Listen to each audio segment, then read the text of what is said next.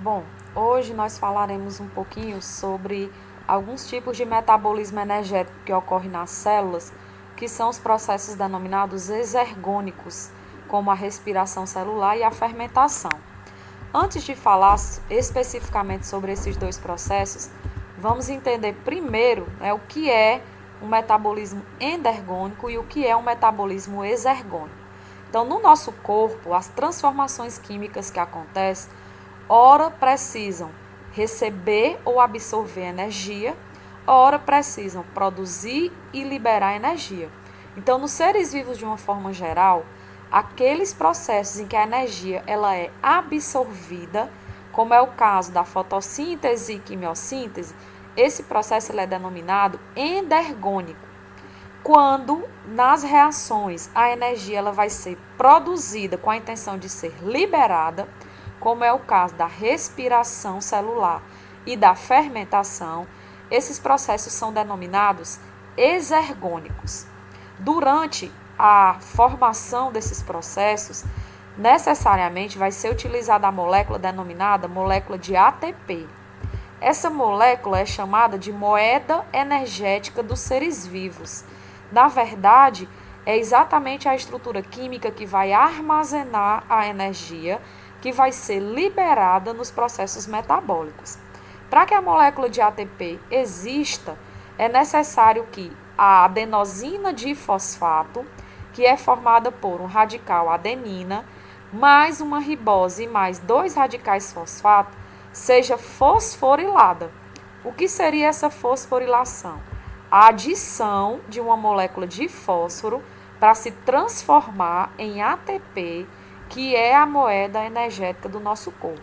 Então, essa molécula de ATP, essa transformação de adenosina difosfato em molécula ativa de ATP, é que vai acontecer durante os processos exergônicos da respiração celular e da fermentação. Então, se nós tivéssemos que determinar qual a finalidade da respiração celular e da fermentação, que são processos exergônicos, nós diríamos que é exatamente produzir a molécula de ATP. E o que é essa produção? É ativar a adenosina difosfato, adicionando a ela um radical de fósforo. Então, as reações que nós veremos a seguir são relacionadas a essa formação. Para que a gente possa chegar no processo propriamente dito, vamos visualizar aí quem são os elementos que vão participar desse processo e uma organela importante para que as transformações elas aconteçam. Então, dentro das transformações, nós vamos visualizar duas estruturas importantes, o NAD ou NAD e o FAD ou FAD. Essas cadeias, elas são cadeias transportadoras de hidrogênio. Então, ao longo do processo, todos os hidrogênios que são retirados das moléculas realizarão uma redução dessas cadeias para que sejam transportados. Então, o NAD e o FAD são cadeias transportadoras de hidrogênio. Durante o processo também teremos o transporte de elétrons para que esses sejam descarregados eletricamente e essa energia seja utilizada na formação da ATP. O nome dos transportadores eletrônicos que vai surgir tanto na respiração celular quanto na fotossíntese são as cadeias de citocromos. Nós veremos isso na última etapa da respiração celular. Então, a respiração, por finalidade, seria o quê? O processo em que a molécula de ATP vai ser produzida. Nós temos dois tipos de respiração. A aeróbia, em que o aceptor final das moléculas de hidrogênio é o oxigênio. Então, eu posso dizer que na respiração aeróbia, o oxigênio ele tem uma participação direta. E a respiração anaeróbia, em que os aceptores finais do hidrogênio são outras substâncias, como no caso sulfato, nitrato, etc. Nesse caso, a respiração anaeróbia não vai possuir a contribuição da molécula de oxigênio.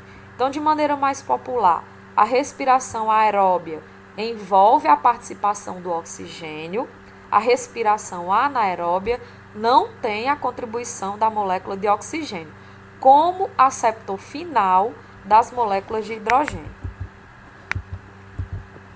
Nos eucariontes, que nos envolve completamente, né? Nós estamos incluídos nesse grupo. A nossa respiração ela vai ter uma fase anaeróbia, que é denominada glicose, que nós veremos a seguir, e uma fase aeróbia, que vai acontecer no interior de uma organela denominada mitocôndria, que na verdade vai acontecer dentro dessa mitocôndria o ciclo de Krebs, que eu vou explicar, e também a cadeia respiratória, onde nessas etapas o oxigênio estará presente. Então, na respiração celular dos eucariontes, existe tanto a fase anaeróbia quanto a fase aeróbia. Para entender melhor como esse processo vai acontecer, vamos visualizar aí a organela mitocôndria. Então, é uma organela típica dos eucariontes, em que a segunda e a terceira etapa da respiração celular, que são os processos aeróbios, vão ocorrer. Ela é formada por duas membranas, uma membrana lisa de proteção e uma membrana rugosa ou ondulada, denominada crista mitocondrial. A crista mitocondrial é exatamente a membrana onde vai acontecer a terceira etapa da respiração celular, que é conhecida popularmente como cadeia respiratória ou fosforilação oxidativa. Uma região interna chamada matriz mitocondrial, que é nessa matriz onde ocorrerá o ciclo de Krebs, que é a segunda etapa da respiração celular. Além de abrigar o ciclo de Krebs, que é um metabolismo, a matriz também vai conter DNA mitocondrial, ribossomos, onde acontecerão a síntese de proteínas próprias da mitocôndria. Além disso, essa matriz vai conter água, sais minerais de uma forma geral, que serão utilizados pela própria mitocôndria. Então, vamos passar aí a entender as três etapas da respiração celular. Obviamente que as células, a partir da sua membrana, terão um contato direto, né, por difusão com os vasos sanguíneos. Por quê?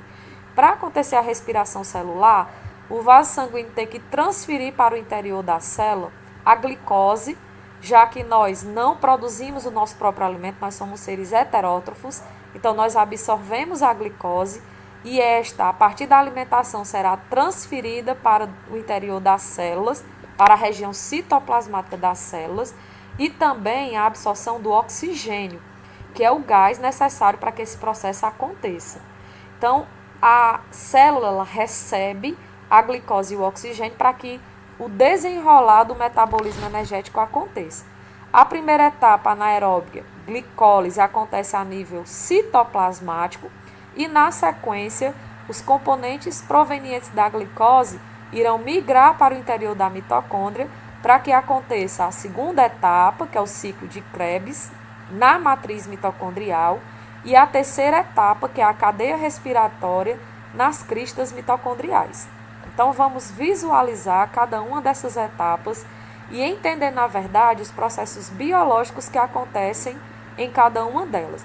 Nós não vamos trabalhar aqui as transformações químicas, nós vamos entender o contexto biológico da respiração celular. Então, a primeira etapa é denominada glicólise e nessa etapa haverá a quebra parcial da molécula de glicose. Então, esse esquema rapidamente mostra que a glicose, a partir da utilização de energia e da redução dos transportadores de hidrogênio, se transformará em duas moléculas de ácido pirúvico. Em alguns livros, a gente pode encontrar a glicólise, também chamada de piruvato. Nessa etapa aqui, nós teremos a transformação da glicose em duas moléculas de ácido pirúvico, acontecerá a produção e liberação de moléculas de ATP e também liberação de moléculas de hidrogênio, que reduzirão os seus transportadores. Então, eu vou mudar aqui a imagem para que a gente possa entender de maneira mais específica como essa glicólise ela vai acontecer. Lembrando que a glicólise ela é anaeróbia, então ela vai acontecer no citoplasma da célula e ela não tem a participação do oxigênio. Então, primeiro, serão utilizadas duas moléculas de ATP e essas ativarão a molécula de glicose para que a reação ela se desencadeie. Então, vai haver uma fosforilação e essa molécula de glicose será quebrada em duas novas moléculas. Então, quando diz aqui, a molécula de glicose é ativada e se divide em duas moléculas de 3 carbonos. Logo na sequência, essas moléculas de 3 carbonos farão a redução dos aceptores de hidrogênio, liberando esses hidrogênios que serão levados até a cadeia respiratória. Então, haverá a incorporação do fósforo ou a fosforilação e a liberação de moléculas de hidrogênio. Nesse caso, nós estaremos utilizando 2 moléculas de ATP, porém, ao final do processo, terá sido produzido 4 moléculas de ATP. Se nós produziremos 4, utilizaremos 2, ao final desse processo, a glicose gerará para o saldo final da respiração 2 moléculas de ATP. Vai haver então a liberação dessas 2 moléculas e a glicose se transformará em 2 moléculas de ácido pirúvico. Então, ao longo do processo, o que aconteceu? A molécula de glicose é fosforilada, ela reduzirá o aceptor de hidrogênio, na sequência ela liberará ATP e vai formar as moléculas de ácido pirúvico. É um processo simples e que basicamente tem o mesmo fundamento da fermentação, que é outro processo que a gente vai ver mais à frente. Assim que as moléculas de ATP, de ácido pirúvico se formam, a gente vai ter o que como resultado dessa glicólise? Haverá a liberação de hidrogênio de energia, haverá a produção de 4 moléculas de ATP, sendo que 2 foram gastas durante o processo. Então, nós teremos um saldo aí de 2 moléculas de ATP. Os hidrogênios que reduziram os seus transportadores serão levados, direcionados até as cristas mitocondriais, pois farão parte da última etapa da respiração celular. O piruvato, ele vai sair do processo da glicólise, ou ácido pirúvico, como a gente queira chamar, vai se ligar a um ativador enzimático denominado coenzima A e vai formar um radical acetil-coenzima A. É esse radical acetil-coenzima A que vai entrar na mitocôndria e que vai participar do ciclo de Krebs. Então, o ácido pirúvico vai liberar gás carbônico, vai liberar hidrogênio, vai se ligar à coenzima A, formando o radical acetil-coenzima A. É essa molécula que vai participar da segunda etapa. Lembrando que a coenzima A é um ativador enzimático. Ela vai apenas entregar o radical acetil para fazer parte do ciclo de Krebs. Então, olha aqui uma observação importante. Parte do gás carbônico que é liberado no processo de respiração, uma parte dele já é produzido aqui no intervalo entre a primeira e a segunda etapa. Como o gás carbônico é um gás que a sua minoria será utilizada para se transformar em bicarbonato, grande parte dele é residual, vai passar para a corrente sanguínea e, consequentemente, será eliminado do nosso processo respiratório. Então, dando continuidade, a próxima etapa a gente denomina de ciclo de Krebs, ou pode ser chamado também do ciclo do ácido cítrico. Como foi dito anteriormente, esse ciclo vai acontecer na região da matriz mitocondrial. Então, antes de passar para o ciclo, para a gente entender melhor o que seria, qual é o procedimento do ciclo de Krebs. A acetilcoenzima A vai entrar na matriz mitocondrial e durante esse ciclo vai haver a liberação de gás carbônico, produção e liberação de ATP e mais redução dos transportadores de hidrogênio, nesse caso envolvendo o NAD e o FAD. Uma observação: a cada ciclo é formado uma molécula de ATP, 2 moléculas de gás carbônico, 3 reduções de NAD e uma de FAD.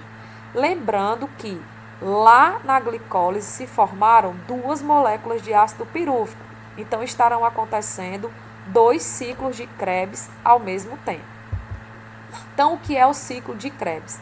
Como nós podemos visualizar aqui, é uma sequência de transformações químicas em que vai havendo liberação de hidrogênio, liberação de gás carbônico, produção de ATP, em que lá na matriz mitocondrial o ácido oxalacético será incorporado a ele o radical acetil, formando assim a primeira molécula do ciclo, que é o ácido cítrico. Então, a partir do ácido cítrico, uma sequência de várias reações químicas em que a finalidade aqui seria reduzir os aceptores de hidrogênio e produzir energia. Além disso, durante o ciclo de Krebs, é outro local em que haverá liberação de gás carbônico. Por que é chamado de ciclo? Porque sempre, durante as transformações, ao final, nós voltaremos à molécula inicial, que é o ácido oxalacético. E esse ácido é quem é o aceptor do radical acetil. Lembrando que a coenzima é um transportador. Ao incorporar o radical acetil no ciclo de Krebs, essa coenzima ela retorna para o citoplasma da célula. Então, o ciclo é uma sequência de reações químicas complexas em que a intenção seria reduzir os aceptores transportando hidrogênio para a cadeia respiratória e produzir energia. Sendo que o ciclo de Krebs, a cada 2 ciclos, nós vamos ter como saldo somente 2 moléculas de ATP. Então, a gente chega na última etapa da respiração celular, que é a fosforilação oxidativa, ou chamada popularmente de cadeia respiratória. O que vai acontecer? Essa cadeia respiratória é uma transformação que acontece nas cristas mitocondriais, em que vai haver toda a liberação eletrônica dos hidrogênios que foram reduzidos ao longo das outras 2 etapas. Então, os transportadores liberarão os hidrogênios e esses serão descarregados eletricamente. Os elétrons, ao irem liberando a energia, vão sendo recebidos pelas cadeias de citocromos e essa energia ela vai ser utilizada para a produção de um quantitativo considerável de moléculas de ATP. Os hidrogênios, então, descarregados eletricamente, se unirão às moléculas de oxigênio para formar água. Então, qual é a finalidade da cadeia respiratória? Descarregar eletricamente os hidrogênios, liberar o máximo de energia necessário para a produção de ATP, sendo que os hidrogênios eles não podem ser liberados na corrente sanguínea.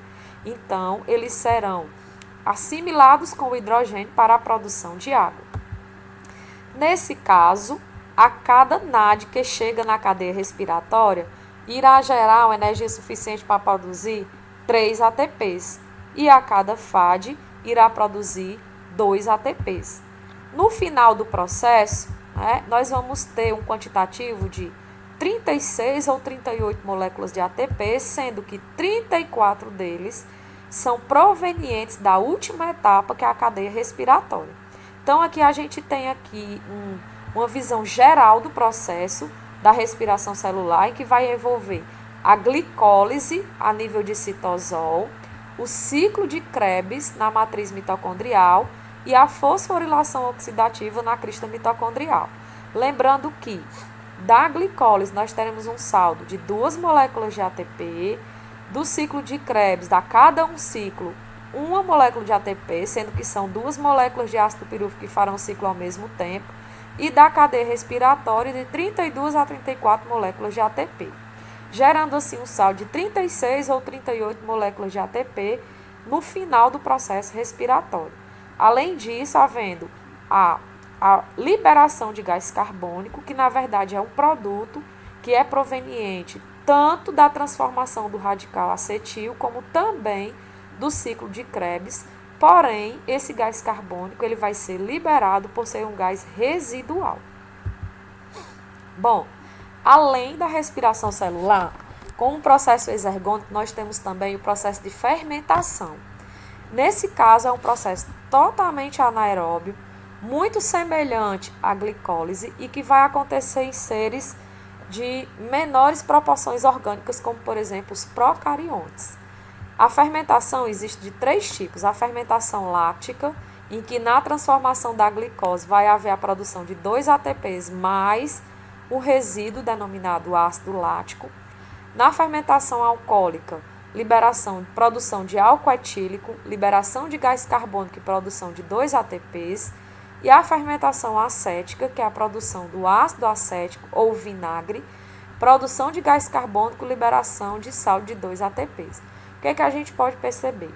Os processos de fermentação, a quantidade de ATP gerado é mínimo, porém, é importante saber que são processos úteis e suficientes para os organismos produtores de fermentação, com uma única exceção.